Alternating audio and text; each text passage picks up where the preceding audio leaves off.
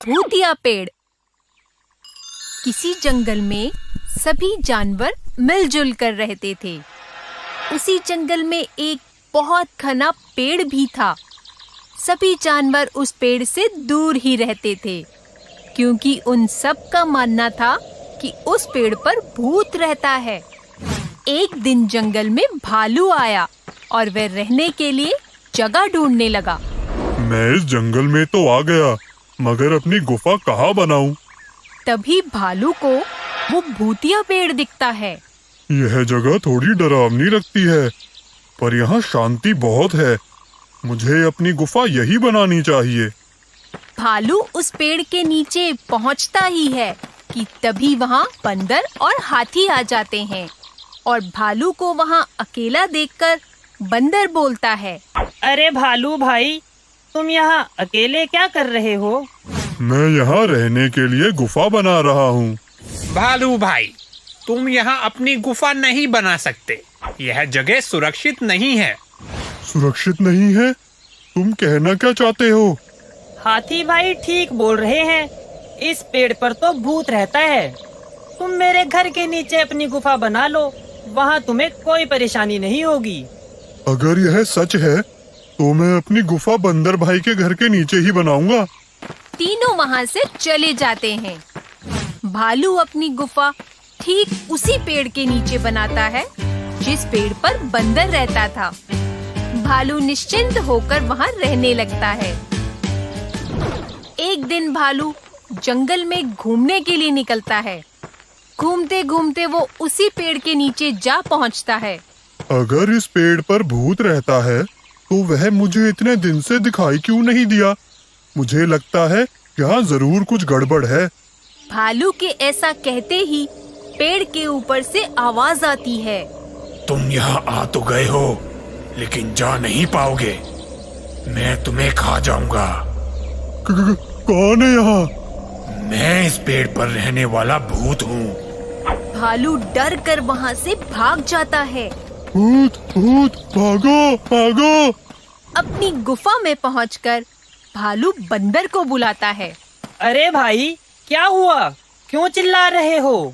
बंदर भाई, मैंने अभी भूत देखा, वही उस पेड़ के नीचे। क्या भूत? मैंने तुम्हें वहाँ अकेले जाने से मना किया था। तुम अभी इस जंगल में नए हो और वो भूत तो बहुत खतरनाक है। उसने पहले भी कई जानवरों को नुकसान पहुँचाया है। मुझे तुम्हारी बात मान लेनी चाहिए थी। आज के बाद मैं कभी भी वहाँ अकेला नहीं जाऊंगा। भालू अब उस पेड़ के पास कभी अकेला नहीं जाता था। एक दिन भालू को जंगल में एक गोरिल्ला दिखता है। लगता है ये गोरिल्ला जंगल में नया आया है, वरना आज से पहले तो मैंने इसे कभी नहीं देखा। भालू उसके पीछे चल पड़ता है। कुछ दूर जाने के बाद भालू देखता है कि गोरिल्ला उसी पेड़ पर चढ़ जाता है जिस पेड़ पर भूत रहता है। ये देखकर भालू बंदर के पास जाता है। बंदर भाई, मैंने अभी अभी ये गोरिल्ले को भूत वाले पेड़ पर चढ़ते हुए देखा। शायद वह इस जंगल में नया है। पर गोरिल्ला को तो उसकी दुष्टता के कारण काफी समय पहले इस जंगल से निकाल दिया गया था। तो फिर वो जंगल में क्या कर रहा है और उस भूत वाले पेड़ पर क्यों चढ़ गया? क्या वो नहीं जानता कि उस पेड़ पर भूत रहता है? बंदर सोच में पड़ जाता है। वह समझ जाता है कि पेड़ के भूत के पीछे कोई गहरा राज छुपा है।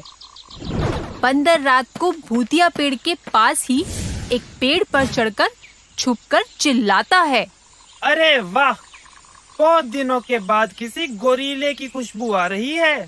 आज तो पेट भर कर खाऊंगा और यह गोरिल्ला तो मुझे देख भी नहीं सकता, क्योंकि मैं तो भूत हूँ। गोरिल्ला ये सब सुनकर डर जाता है। वह सभी जंगल के जानवरों को इकट्ठा करता है। फिर वह उन्हें सारी बात बताता है। बंदर अभी भी उसी तरह से चिल्ला रहा होता है, आज तो मैं गोरिल्ले का मांस खाकर ही पेट भरूंगा। पर भूत तो इस पेड़ पर रहता था, फिर आवाज उस पेड़ से कैसे आ रही है? महाराज, पेड़ पर कोई भूत नहीं रहता। आपने मुझे जंगल से निकाल दिया था। इसलिए मैं इस पेड़ पर आप सबसे छुपकर रहता था। सभी जानवरों को मैंने ही भूत बनकर डराया था, जिससे कोई मुझे देख ना सके। लेकिन अब यहाँ सचमुच का भूत आ गया है। ये सब सुनते ही बंदर नीचे आता है और सबको बताता है। यहाँ कोई भूत नहीं रहता। पेड़ पर रहने वाले भूत का सच सामने लाने के लिए ही मैं भूत बनकर इसे डरा रहा था, ठीक वैसे ही जैसे इसने हम सबको डराया था। गोरिल्ले का झूठ पकड़ा जाता है और उसे जंगल से बाहर निकाल दिया जाता है। इस तरह सभी जानवरों को भूतिया पेड़ से छुटकारा मिल जाता है और वे सब खुशी से बिना डरे जंगल में रहने लगते हैं। तो बच्चों, इस कहानी से हमें ये शिक्षा मिलती है कि हमें डर का सामना बहादुरी से करना चाहिए